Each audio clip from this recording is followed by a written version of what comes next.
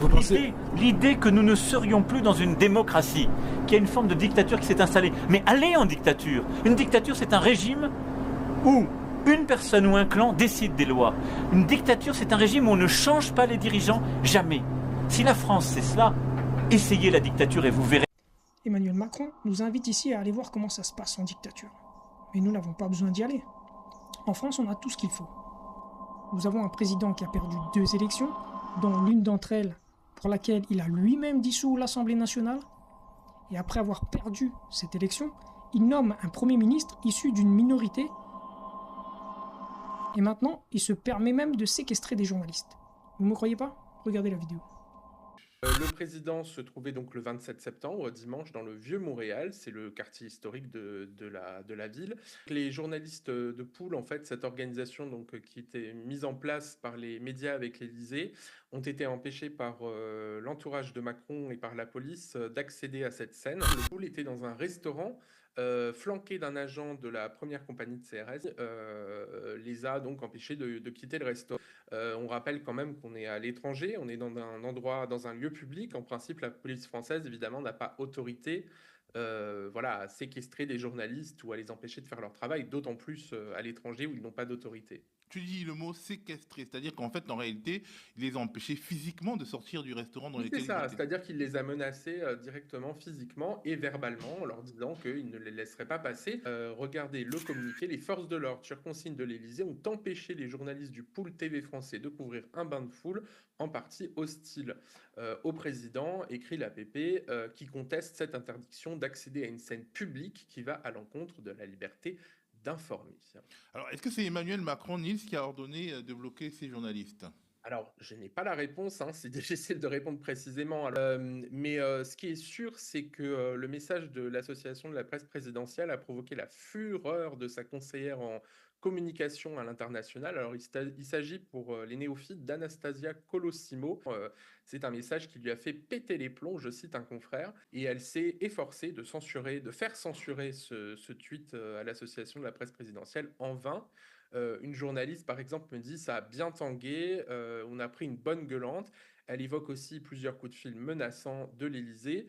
Un autre me décrit carrément quelqu'un de complètement dingo, taré, qui menace les gens. Et alors, ce n'est pas la première fois, Nils, que Macron, en tout cas la Macronie, s'en prend à la presse.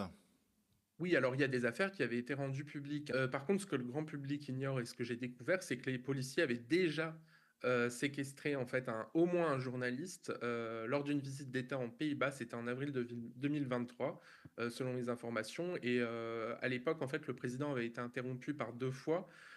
D'abord à la Haye par des manifestants, puis à l'université d'Amsterdam devant des étudiants qui avaient été pourtant triés sur le volet.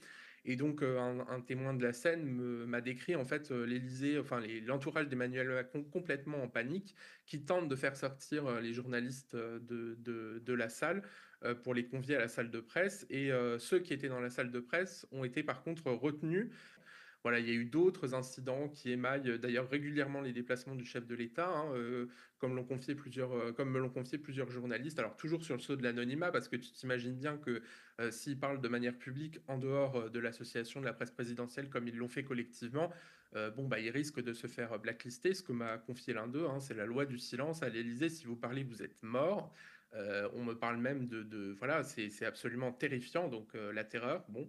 Alors j'ai quand même j'ai sollicité un expert hein, pour en discuter. Alors c'est Alexis Lévrier, qui est historien des médias, qui a écrit un livre sur Macron et ses rapports aux journalistes, et il rappelle que le président a toujours prôné une distance avec les journalistes et même encouragé une forme de brutalité à leur égard.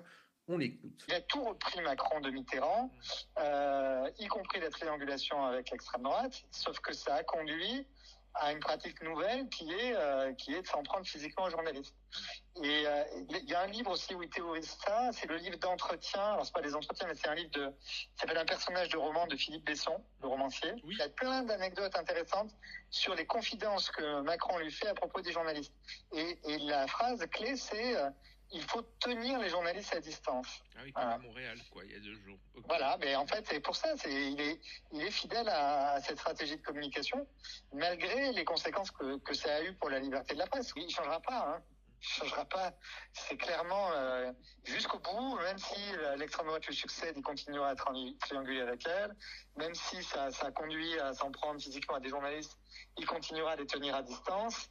Et puis Alexis Louvrier, notre historien des médias, rappelle les cas, par exemple, du paparazzi Thibaut Dalifard, qui avait été agressé par Alexandre Benalla, déjà lui, lors des vacances du couple présidentiel à Marseille, c'était en 2018.